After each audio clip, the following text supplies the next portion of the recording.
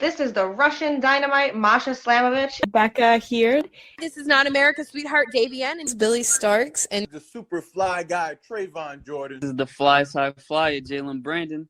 Hardcore Princess, Jules Malone. Hi there, this is the Bubblegum Princess, Alexia Nicole. This is the Brazilian Wonder Woman, Christy Jane. This is the baddest black belt, Chennai Kai. This is Kid Bandit. The smash hit Joel Bateman. This is Robin Renegade. Cody Hawk. Brutal Bob Evans. And you are listening to Wrestling with Entertainment, one of my favorite podcasts in the whole wide world. Hi, this is Stacey Rose, and you're listening to Wrestling with Entertainment. Hello, and welcome to the show. It's Wrestling with Entertainment, the only audio experience on the web today, interviewing all your favorite wrestlers every Tuesday and Wednesday on YouTube and Castbox. Sponsored by Rogue Energy and Player One Coffee. I am, of course, your host, James J. And it's a great day for wrestling, because we are wrestling with Stacey Rose. Hello. How are you, Stacey? Yeah, I'm pretty good. How are you? I'm good. Good stuff. Thank you for having me. Can you tell us what's coming up next for you? So next, I'm taking a bit of a break through September, but October, I have got Infamous Wrestling, based in Runcorn in England, and I've got some things coming up with LWF based in Chorley in England, and yeah, and then I'll have a few bits that I can't remember off the top of my head heading towards the end of the year, but yeah. Alright, and of course, where can we find you on social media, and merchandise if you got it? So on Twitter, you can find me at Stacey Rose. On Facebook and on Instagram, it's at I am Stacey Rose. Merchandise is I am Stacey Rose at .bigcartel.com. Alright. Now, you work for British Bombshell Wrestling and Vacation Wrestling. Can you tell us about your relationship with those companies? With who, sorry?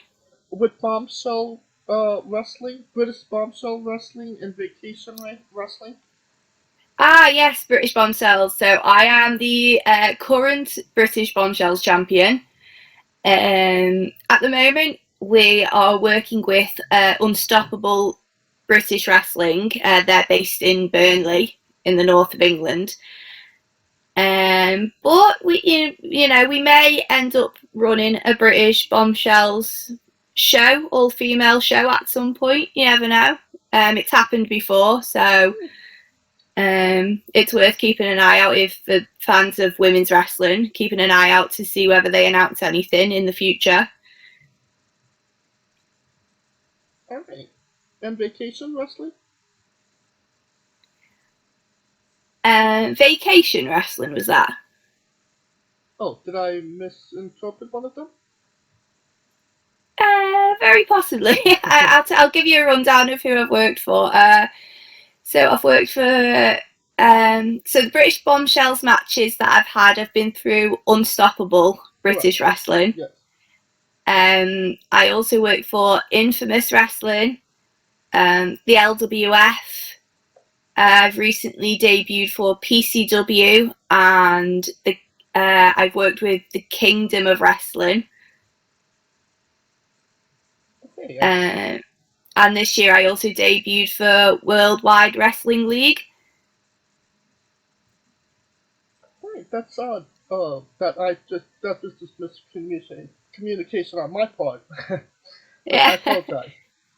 It's okay. Well, let's get into more British Bombshell. You did win the British Bombshell Championship. What did that mean to you to win that title? Yeah, it meant a lot. Because obviously all wrestlers have had the break because of the COVID pandemic, and I only started training again about just over a year ago. And I don't think I was expecting really anything like a championship within the first year of being back. So when I found out about it, it was just good to know that I was doing well, to the point where somebody would want to make me a champion and that people wanted to see my matches. It was quite nice. So it meant a lot. Now you did mention that it kind of feels like you had like a resurgence this year. After taking a break, COVID notwithstanding. Can you tell us about what kind of brought that on? I don't know. I mean, I've switched training schools since COVID.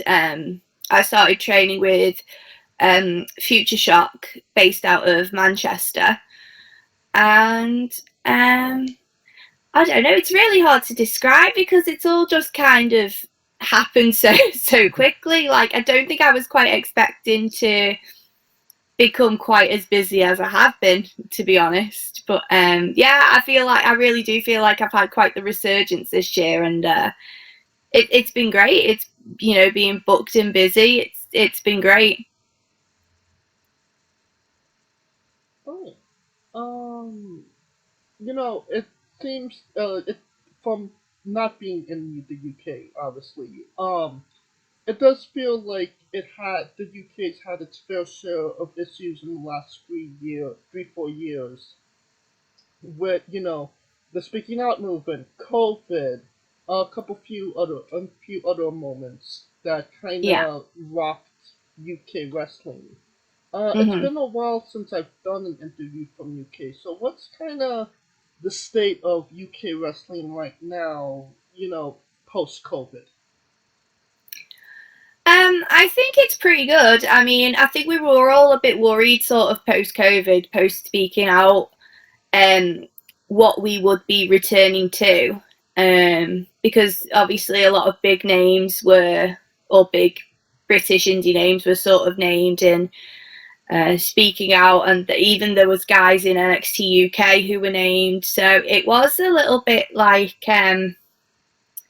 we knew it was going to be a lot different, both from a working perspective and from the fans' perspective as well, because I think the fans, we lost a lot of trust with the fans once speaking out happened, and that was something that we needed to build again. We needed to gain the fans' trust again. But I mean, right now British wrestling's pretty good. It's I think NXT UK has allowed other people to step into the shoes that some of the bigger names left behind. So there's been new stars created, and then the exciting thing is with the guys from NXT UK now being released, that means that the new guys and the guys that were signed, you can make all kinds of combinations of different matches, so that's quite exciting as well. Yeah, I think British wrestling's in a really good spot right now. That's definitely great to hear. And how did COVID, affect your career? Obviously, it hit the UK a little bit harder than America, and yous were locked down a lot longer than we were, I believe. Yeah, it got a bit complicated over here, because there was the first lockdown, which was about 3 months long, and then there was all kinds of different rules in place with social distancing, and so wrestling training couldn't really happen because there were all these rules in regards to being close to each other and being in indoor spaces and such. And then along came the winter of 2020, and we had a second lockdown in the November, and then they were trying this tier system. So certain areas of the country had one set of rules, and then other areas had a different set of rules depending on what the COVID rates were like, and that got really complicated. And then we had a third lockdown, and that was the last one. So yeah, it got really complicated. Like, some of us couldn't wrestle for a while, but I would say it was about 18 months between my last match before COVID and me starting training again. So it was very much like I felt a bit rusty. But, you know, I think all any of us could have done at that point was sort of, you know, get on with it, I guess. Like, as much as it sucked at the time, you can't sort of dwell on the lost time that you had during that period. I think it's better just to keep moving forward. For sure. And having not been in the wrestling ring for 18 months, what was that first bump like?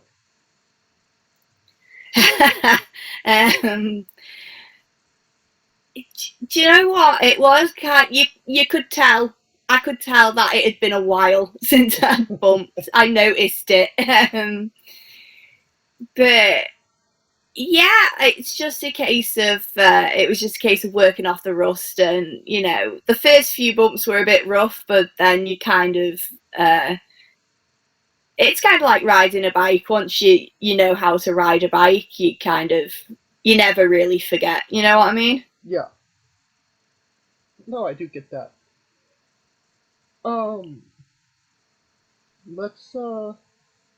Let's get into something else. Can you tell us about your relationship with Lance Revera, and what's a pet peeve you just don't understand about him? And what's something I don't understand about him? Yes, what's a pet peeve? A pet peeve, okay. So I've known Lance for 7 years. I've known him since he was 16 years old. So we kind of have that relationship. A lot of people think that we're dating. We're not. I'm 10 years older than him, so he's more like an annoying little brother. I love him dearly, but I do often tell him to shut up. What do I not understand about Lance Revera? What annoys me? Well, first of all, it annoys me that, like, I'm not naturally an athletic person, so sometimes it takes me a while to get things down. But Lance is the opposite. He can just do things. If he decides he wants to learn how to moonsault, then he'll learn how to moonsault. If he wants to learn a really quick tech sequence, then he'll do it. And so that annoys me, that he's so talented. But yeah, other than that, I think it's just that because we're so close, he is a bit like an annoying little brother, where he knows how to push my buttons when he wants to. So you've known him for relatively your whole career. Not all your career, but a good bulk of it has him attached to it, right? Yeah, it does, yeah.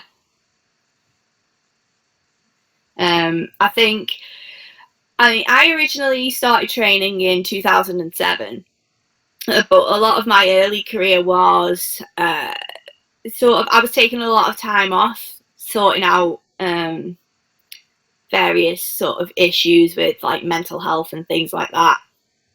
So for a lot of my active career, yeah, Lance has been there, and we've been paired together as, you know, either tag team partners or stable mates or whatever since the beginning of his career when he was 16, 17. So yeah, it's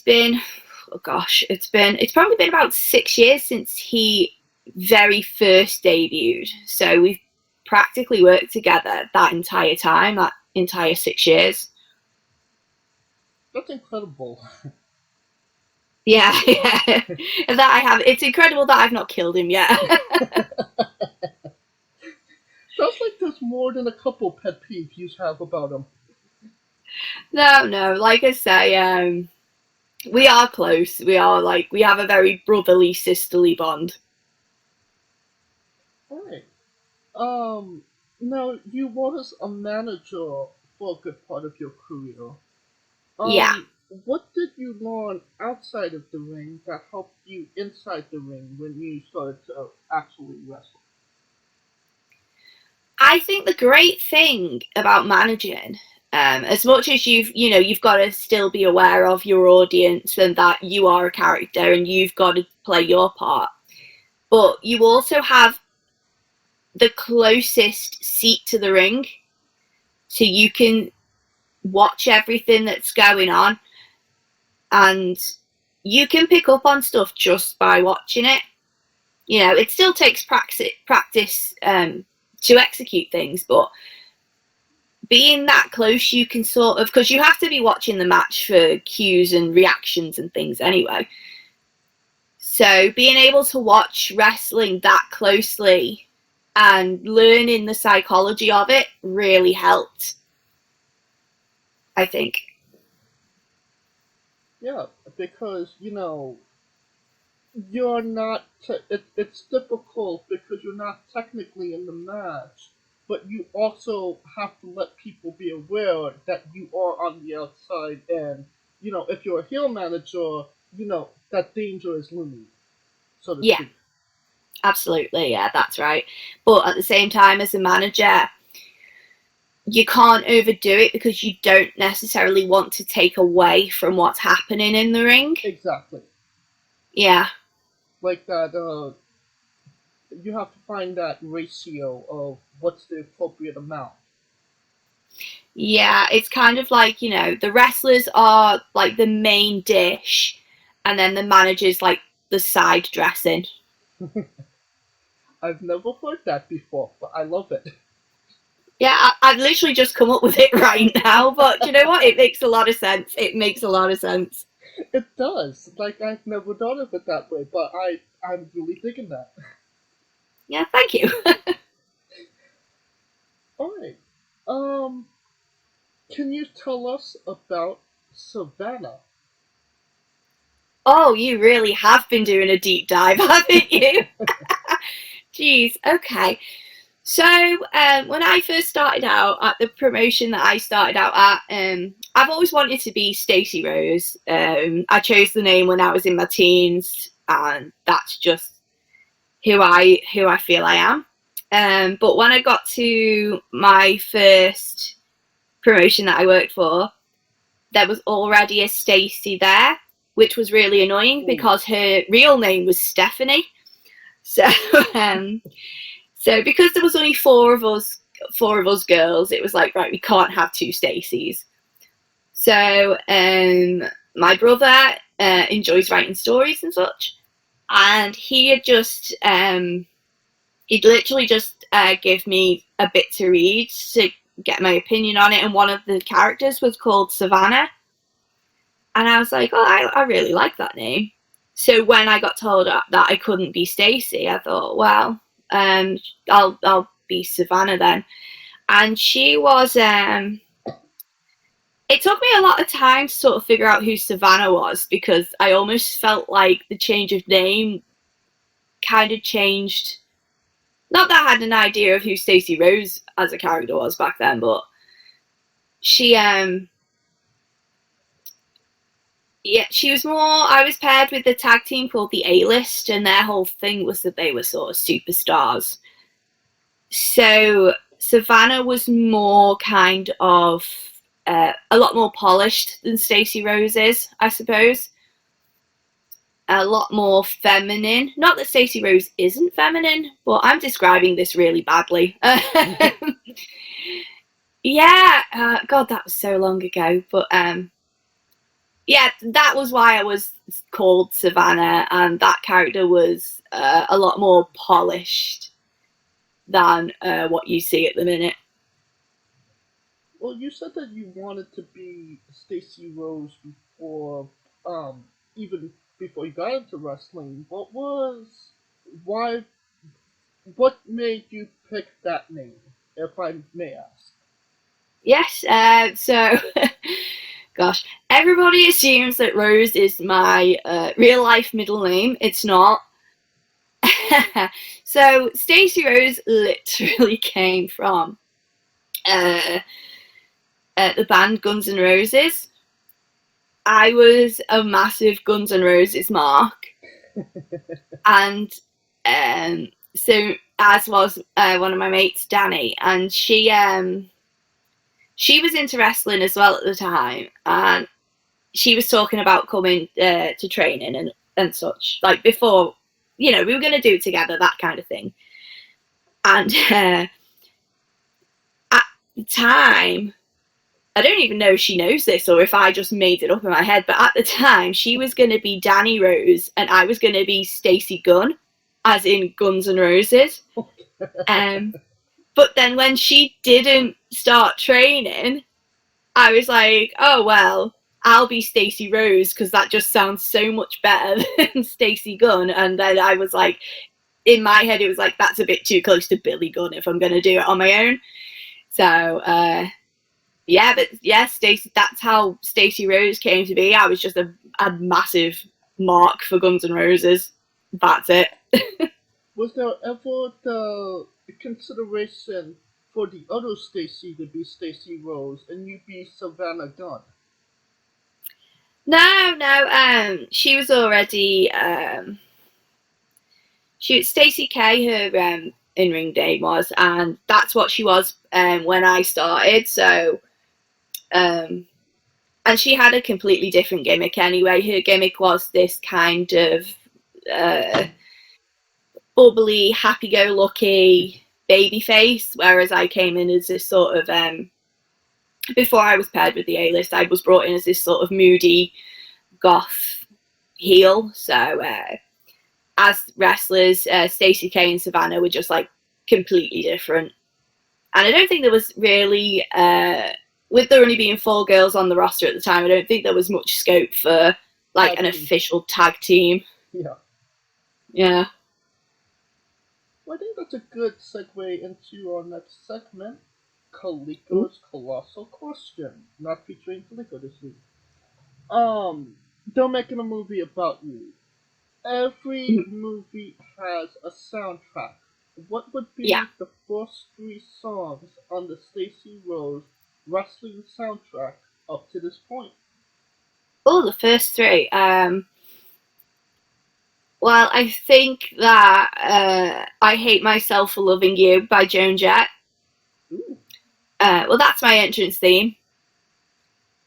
So I think that would be the first one. I'll go with Iris by the Goo Goo Dolls, just because it's my favourite song, so I feel like it would have to be in there somewhere. Okay. And, third one.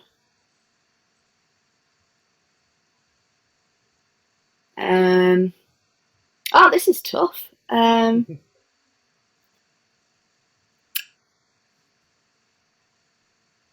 going to say Last Hope by Paramore.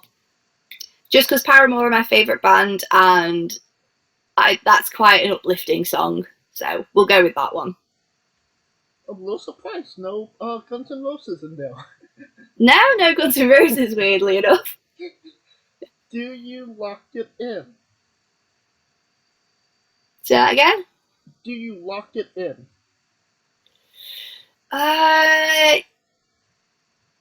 Yes. Yeah, I lock that in. Yeah. Alright. You are locked in. Can you tell us about your match with Dominita?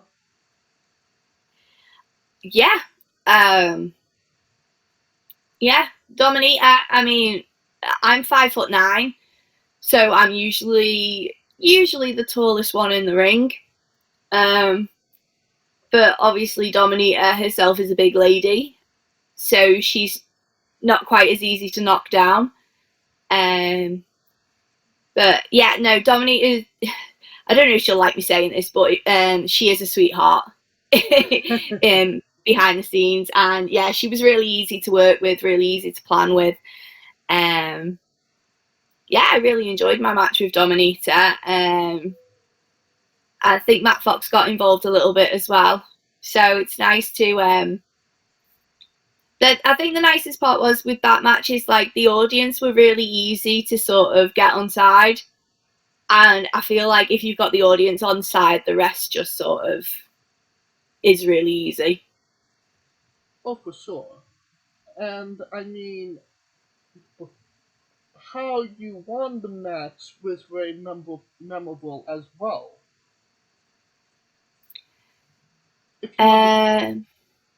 You tell you what, you remind me how that match finished. I've got a terrible memory. The Eddie Guerrero finish of with the chair. Yes. Yes. Yeah, I do love me some Eddie Guerrero. Yeah, I think, you know, it's just a clever way to end a match, I think. Sure. It's because it's a very famous spot, but at the same time, it doesn't happen all the time. And I think we were looking for something where I think we were just looking for something different that wasn't like feet on the ropes or pulling the tights or something. So yeah, really enjoyed that finish. Yeah, like you said, it's not one you see often. And it's nothing I've ever seen on the independents. Usually, you know, that's a WWE, AEW type thing. Yeah. So whose idea was it to do that? I think it was mine. I think it, like I say, I've got a terrible memory, so I can't remember the conversation leading up to it, other than we were talking about how to do the dirty finish. But yeah, I'm pretty sure it was mine. Yeah, that makes me sound good, so I'm going to go with it. Yes, it was my idea. Well, this is your interview and nobody's gonna say otherwise, so it was your idea. Exactly, it was all mine. I've noticed that you use a Rainmaker as a finish. Could you tell us about how you started using that as your finish, especially since, you know, the best wrestler in the world currently, it's his finish as well? Yeah, nobody tell him. So, me and Lance used to have a tag team partner, Jack Sinclair, and he used it as his finish. And so when he left, I just kind of adopted it as like my little nod to Jack. But it kind of works with my character anyway, because I'm big on strikes and stuff. So having a big old lariat as a finish kind of works well. But yeah, it's just a little... I think Jack probably started using it because of Okada. But yeah, with me, it's just like my little nod to my old tag team partner. It's actually really cool. Now, you were on and off as a wrestler your whole career, but you never actually left for wrestling. You've always kind of been involved in some shape, way, or form. What's kind of made you, you know, maybe I don't want to be a wrestler right now, but I still want to be in the business to some shape, way, or form? I think if you love the business, you will find a way to be involved. Because, you know, I've met guys who have had to retire through injury or just because they didn't want to do the physical side of things anymore, who are still involved in some capacity, be it being a backstage agent or being a manager or a ring announcer or something. So I think just having that love for the business makes it really difficult to walk away.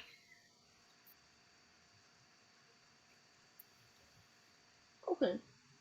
And I totally understand that. Yeah. And, you know, maybe not wanting to do the physical, the in-ring stuff, but, you know, trying to find something else in that arena, so to speak. Yeah, because it's definitely not for everyone, do you know what I mean? But people can still have that passion for professional wrestling without being a professional wrestler. As I say, you get people I know people who've retired through injury and then have gone on to become great managers and just like personalities. I've known people who've started out wanting to be a wrestler and it turns out they make a better referee. So I think if you love professional wrestling and you're passionate about professional wrestling, I think you'll find a role for you, even if it's a podcast or journalism or something like that, you know? Oh, absolutely. That brings us to our next segment. Stacey Rose's Bizarre Adventure. You're a pro wrestler that goes up and down the roads and weird, crazy, and bizarre things are bound to happen. Can you tell us a road story that fits that description? Oh, I'm trying to think of bizarre. It could just be funny. I mean, there was the time that. So this is actually a training story. So I was driving home from Manchester with Harley Hudson. Oh, yeah. And we were on the motorway and it was raining really heavily. And this is like in the winter, so it's gone dark. It's raining really heavily. But you know, we're all right. We're traveling. It's Britain. We're used to the rain. Do you know what I mean? Yeah. Do you know what someone looks like? Well, we've just had a big heat wave a couple of weeks ago, so unfortunately, yes, we do. And we're coming off at this junction, and I'm sure every wrestler's had this when they've been on the road, where they have that moment where their life flashes before their eyes. So we're coming off at the junction, and because it's dark, you don't see a massive vat of water until it's too late. Ooh. So we drove through what is just effectively this massive puddle. But I think the speed of the car going into this puddle, just like the splash, basically covered the entire car. Oh, wow. And you know when your life flashes before your eyes, and then because I like slammed on the brakes because I was like, oh my God, what is happening? So we're also very lucky that there's no one behind us because it's so late into the evening that the roads have gone pretty quiet. And yeah, that was quite scary. And you know what? That wasn't even coming to or from a show. That was just training. I've travelled into Wales a fair bit. For those who don't know, Wales. It's quite pretty. It's quite beautiful, for the most part. But that means that there's a lot of hills, and when you're driving a car into rural Wales and you've got big guys in the car with you because you're all on your way to a wrestling show, and then suddenly you come up to this steep hill, it can get quite challenging. So there's been quite a few times where we've all had to lean forward just to make sure that we get up the hill. Yeah, that's probably all about I can think of at the minute. I don't know, the UK is quite a small place compared to America, so I'm sure we probably don't drive for nearly as long as like American workers do. Or Australian or Canada. Yeah, I think even I forget sometimes that we are literally just on this tiny little island in the sea. Oh, for sure. And But that doesn't mean weird, crazy, and bizarre things are not bound to happen. That's very true. That is very true. I mean, we have a lot of, we're an old country as well, so we have a lot of old buildings. So, like, for example, a venue I worked in a few months ago was, you know, the are they called Freemasons? Yeah. Stonemasons? Freemasons? Yeah. Yeah. Yeah. So we were in one of their buildings. And although I don't believe in all the Illuminati and all that rubbish, there is something when you sat there and you can see all these things about that, you know, is like the super secret group. It's kind of a bit unnerving. And then at a venue this weekend, just gone, in fact, it's a social club that's kind of attached to a church. So the girls' locker room in there is what we call the Jesus room, which I think is probably just the priest's, not like office, but like a little place where he can sit and watch TV and stuff. But there is a big crucifix on the wall as well, so we're getting changed, and we're kind of like, Jesus is watching us get changed. But yeah, so it's more little weird things like that tend to happen more than anything. No, I totally get that. Yeah. Well, staying on the topic of UK, you are from the UK, and these are two exclusive questions for people from the UK. Okay. KFC or Nando's? That's right. That's two completely different kettle of fish that you've given me there. Really? Well, Nando's is probably slightly healthier, so I'm going to go with Nando's. If anyone not from the UK is listening to this and you're coming to the UK, absolutely go to Nando's when you get here. Because, you know, there are people over here that think it's overrated, but at the end of the day, if you just want a meal that has good chicken on it, Nando's is the place to go. If you want spicy sauce on it, Nando's is your place. Yeah. Yeah. When I say different kettle of fish, yeah, so Nando's is more like a restaurant, whereas KFC, obviously, like fast food. So, but I do enjoy a KFC. I do like a KFC.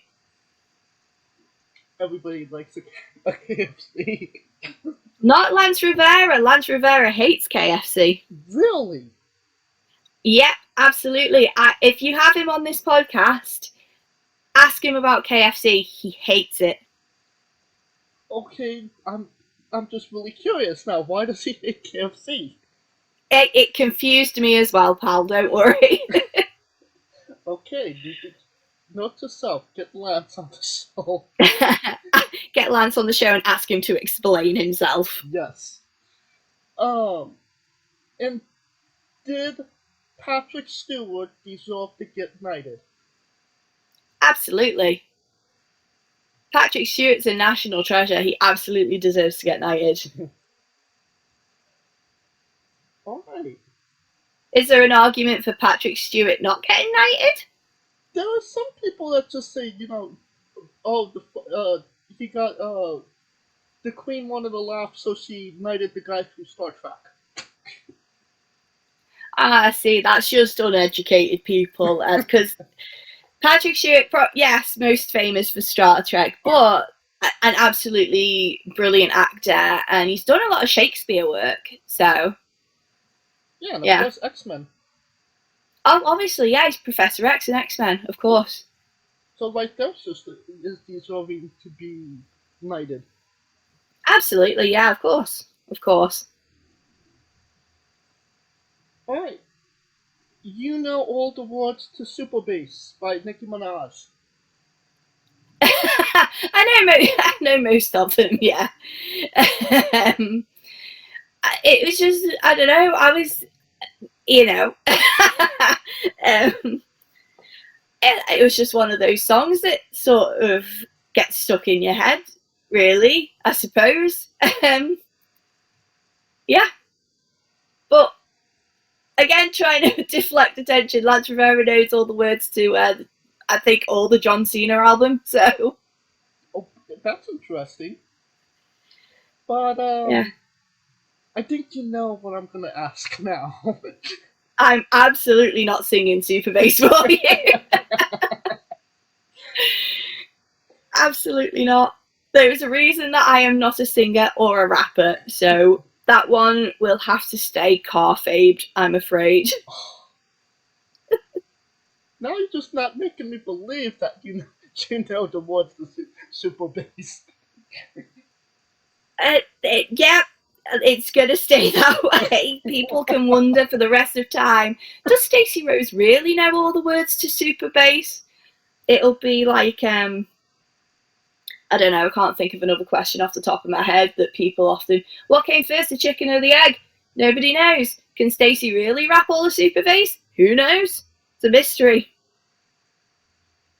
Well, it's definitely something that will stay an enigma for now. Okay. Maybe I misinterpreted this, but let me just ask you something and see what your reaction is. Yeah? Studio Ghibli fan. Yes. Alright, Yes. could you tell us your love of Studio Ghibli? I just think they're really nice films.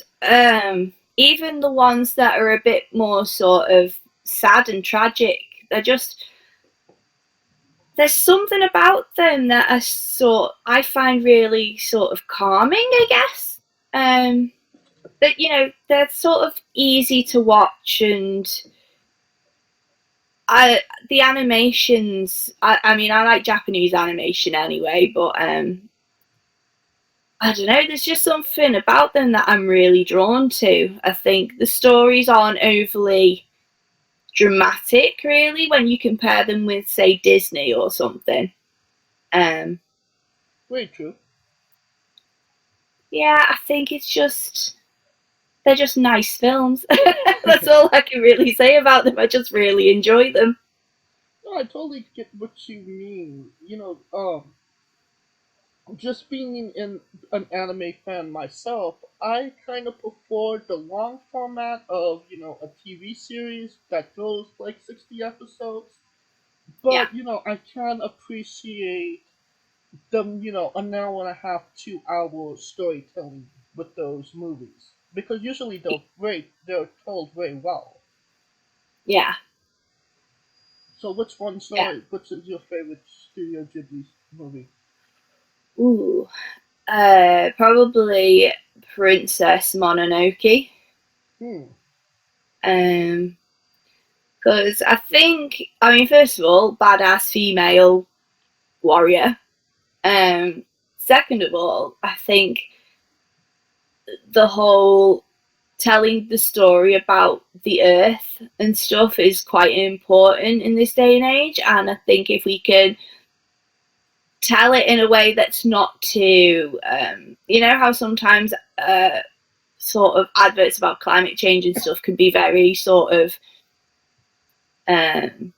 very like, oh, the world is burning and people can sort of like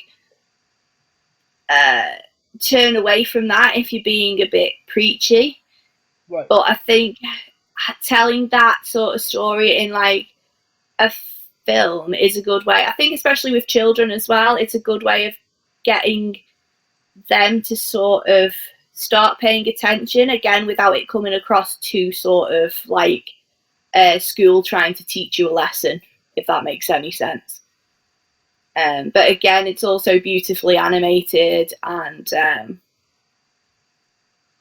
think that Princess Mononoke is probably my favourite Ghibli film. Are you a anime fan just in general, the TV series as well? Casually, I would say. So I don't go out of my way to watch anime per se. But I'm not opposed to it at the same time. Like, I grew up watching Dragon Ball Z. I think a lot of anime fans did. I think that was sort of like the gateway drug of anime, I think, Dragon Ball Z. 100%. And yeah, I used to watch things like whatever was on, it was called Toonami over here. So it was things like Dragon Ball Z, Tenchi Muyo, Gundam Wing. Yeah, and then I think in my teens, I just kind of, I was very heavy into music in my teens, so I think I just kind of like, it wasn't really a conscious choice to stop watching it, it just kind of happened. But like I say, if I was around a friend's house or something and they wanted to put it on, then I'd sit there and watch it. Yeah. Alright. Now, on to a controversial subject. Pineapple on pizza. What's your stance? I knew you were going to ask me this. I am so anti-pineapple on pizza, it almost hurts. If I'm eating pizza, I don't want to be good. I'm eating the pizza knowing that it's bad for me. So why people are trying to sneak fruit onto my pizza, I don't understand. I don't want it. I don't want it. It's not supposed to be good in any way, shape or form. It's supposed to be bad for me. But on a sort of more serious note, I don't know, I'm not a big fan of pineapple in general, so that's probably why I don't really like pineapple on pizza more than anything. So. Yeah, no, fair enough. Oddly enough, that's not the strongest opinion we've ever had on pineapple on pizza. People do have very strong opinions on it. How did you know I was going to ask that? Just when you emailed me asking me to come on, it's, if anyone emails you asking to, you should probably go and listen to at least a little bit of the podcast, And I think on your Twitter feed, I think you always post like that last bit about the pineapple. Yes, we had we were the unofficial sponsors of Pizza Party Pro not too long ago for their. They had an event called Forbidden Fruit, and it was wrestlers that were pro pineapple on pizza against wrestlers that were anti pineapple on pizza. Oh, that sounds amazing! It was, and we kind of inspired it, so we were promoting it as well. Okay, so that's how it came about. Yeah. Okay, well, it's a good question because everyone's got an answer for it. So they do. But enough about us. About me. Back to you. What's your spirit Pokemon? Oh, my spirit Pokemon. It's probably Psyduck. Because, no, wait, I always get compared to Jigglypuff. Because if I don't get attention, I get really angry about it. Yeah. And I mean, you sing. Nobody knows that you sing, but you do sing. Yeah, and that's the thing, my singing probably would send people to sleep as well. So, yeah. Yeah, let's go. I was going to say Psyduck because Psyduck's a bit daft, but yeah, no, I think it's probably Jigglypuff. Alright, weirdest question you'll ever be asked in a wrestling interview. Would you ever consider wrestling a Rock? Not Dwayne Johnson, not the country, an actual Rock. I don't know, how much am I getting paid for it? I mean, if that's the outcome, if that's the main reason you will or won't, then why not? Yeah, I mean, if I'm getting paid a wage to wrestle a Rock in front of an audience, I will give that Rock the match of its life. Listen, if people can get booked if people can get booked to wrestle the Invisible Man, someone can get booked to wrestle a Rock. Just for context, there's this wrestler named Psycho Mike that wrestled an actual Rock for over 15 minutes in a match that was called a Tungsten Man match, an Iron Man match that lasted for 2 weeks. Okay. And how was it? A sight to be seen. And he didn't win the match. Oh, The Rock won the match. They tied. Okay. 319 to 319. Oh, okay. But The Rock was the champion, so he retained. Oh, yeah, because the title can't change hands on a tie. Yeah, and I don't think he got paid for that match either. Well, there was a title shot on the line, so... Yeah, it was for glory. Exactly, it was for pride. Yeah. Now, we love Tracy Smothers on the show. Yeah. Do you know the acronym for THUG? THUG. Oh, was this on Beyond the Mat? Possibly, but it was his catchphrase. I think you're gonna have to tell me that one.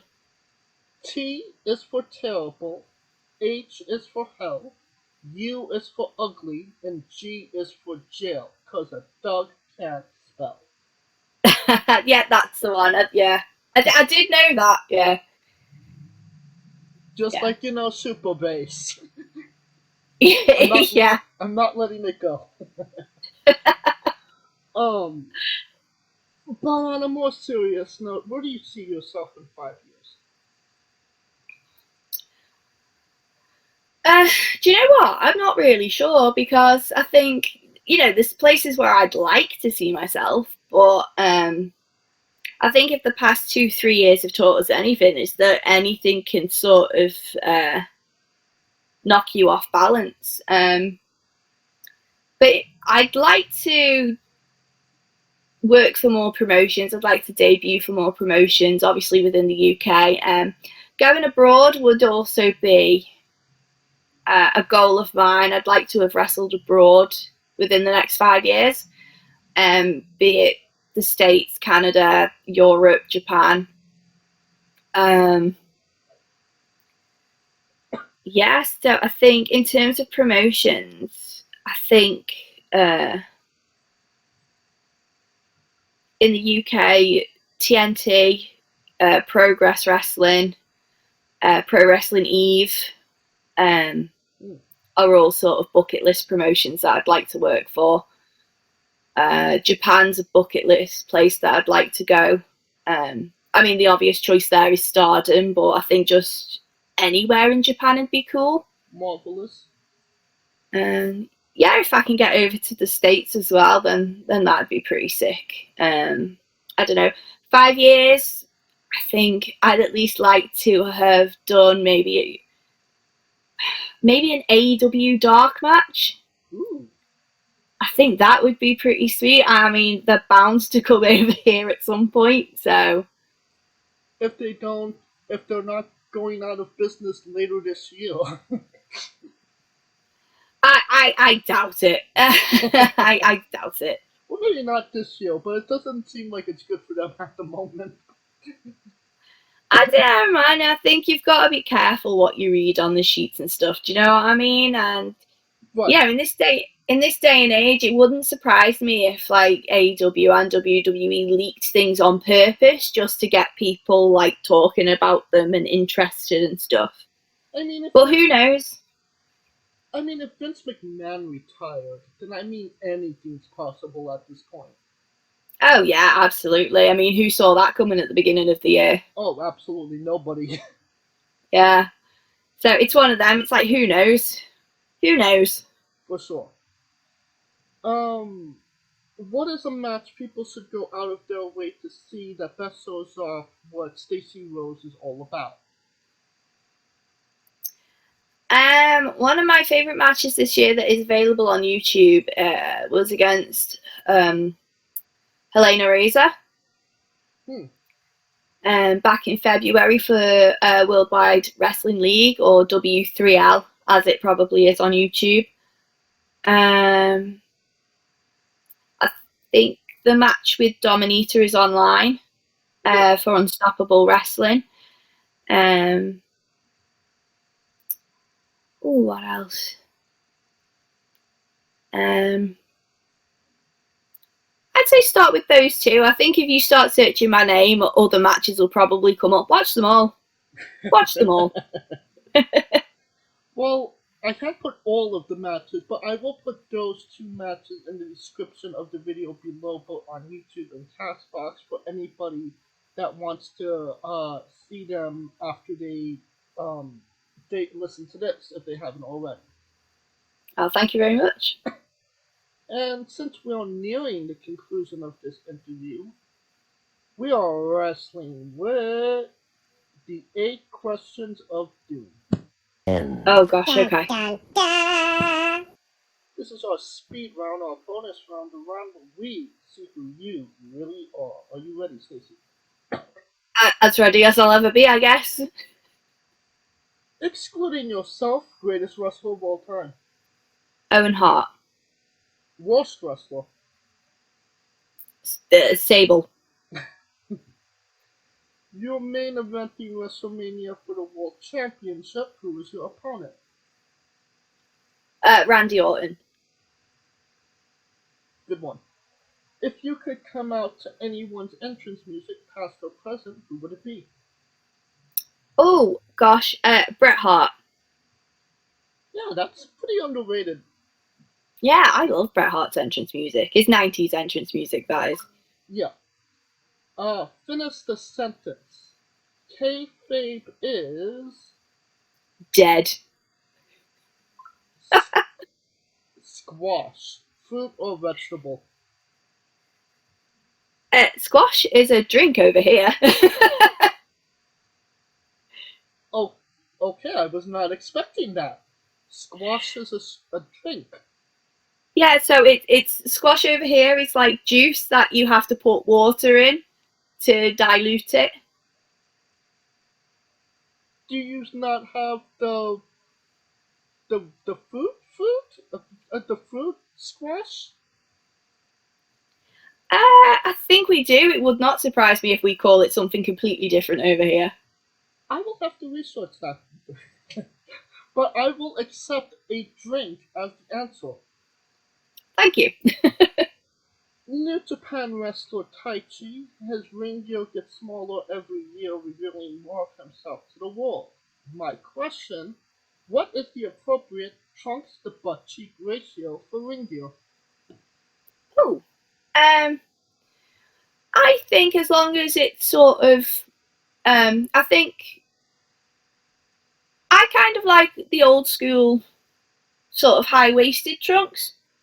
I think as long as you're not, oh, I don't know, I don't really have an opinion on it, to be honest. As long as it's not a thong, then I'm not really too bothered. Alright. And the last question, the main event, the thing everybody wants to know. Have you ever had a conversation with a stranger in a supermarket about Darby Allin? I have not. And that is the correct answer. That will conclude this interview. Thank you so much for coming on and doing this with me, Stacey. Oh no, thank you. It's been a blast. And of course, where can we find you once again on social media and your merchandise? So I'm on Twitter at Stacey Rose. I'm on Facebook and Instagram at I am Stacey Rose. And you can buy my merch at iamstaceyrose.bigcartel.com. And as always, there's no need to go looking for those links. Type it into your Google machine. All of those links will be in the description of the video below, but on YouTube and Castbox. Simply go in the description, click the link, a new tab will appear, Everything Stacey Rose. You have no excuse. You've been listening to her for an hour. Buy a damn shirt. Well, shirts are coming soon. Depending on when you listen to this interview anyway, they might be available, who knows. But if there's no shirt there, buy a print. Go on. Yeah, just buy something. Something, anything. Of course, if you like what we're doing, please like, subscribe, comment, vote on YouTube and Castbox. That's the best way to support us at the moment. Of course, this was sponsored by Rogue Energy and Player One Coffee. Join us tomorrow as we interview Gary F and J. You can follow the show at Wrestling with E for all your for news on who we're interviewing, when we're interviewing them, links to those interviews, plus so much more on Twitter and Instagram at Wrestling with E once again. You can follow me at JamesJ993. You can follow Kaliko at I am Kaliko. You can follow Scooter at Scooter Dust. And of course, on the Remix, the only live alternative commentary for WWE PLEs on YouTube and on the Smoking Dragons Twitch stream. Now, Stacey, when I say wrestling with, you say entertainment. Okay. For our very special guest, Stacey Rose, Kaliko Yacht, Scooter Dust, I'm James J, and this has been Wrestling with Entertainment. Hey folks, this is the Colossal Mike Law, and you are listening to Wrestling with Entertainment. Enjoy the show, support these guys. We appreciate it very much. We'll see you at ringside.